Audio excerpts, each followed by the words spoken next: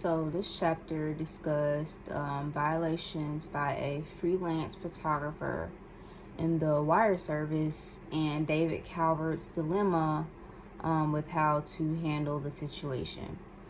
The recent photojournalism graduate Calvert noticed the freelance photographer manipulate an image from a big-time sporting event with Photoshop, and he uploaded it to be published. In this particular photo, a person had been removed from the background of a player. This was a violation of professional standards, especially for this particular profession of photojournalism. But Calvert struggles with figuring out his responsibility with the situation, as he really was the first person to discover this regarding the wire service freelancer. There are different ways he could go about it, and he ends up making the best decision for himself and his profession. But let's get into the issues I saw. It's really critical that Calvert doesn't make a rush decision based off his immediate emotions regarding the ethics issue.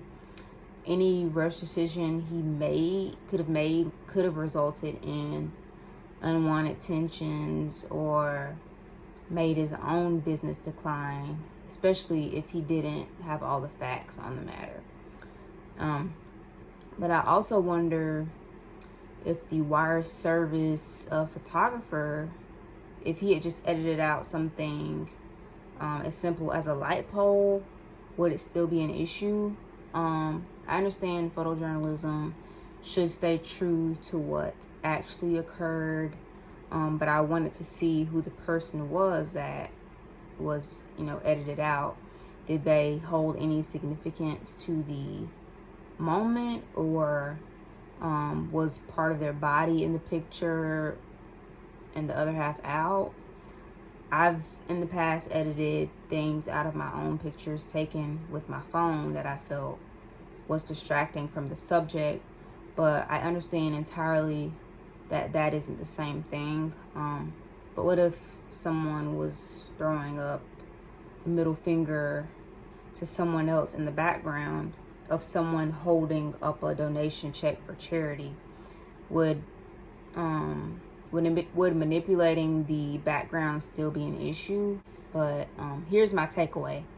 There are always ways things should be handled in a professional setting, and the book does a good way of breaking it down into facts, values, principles, and loyalties. Not everyone is going to have the same of any of these within the Potter box. You have to know what you value most in this situation. Think about what others may do, their principles, and find the best one for your situation, where your loyalty lies in the profession. And most importantly, you must have the facts. Otherwise, you could shoot yourself in the foot, metaphorically. With this, I'm more ethical in the way that I will be more analytic and think before confronting others or before taking action that may not only affect myself but others. Thank you for watching.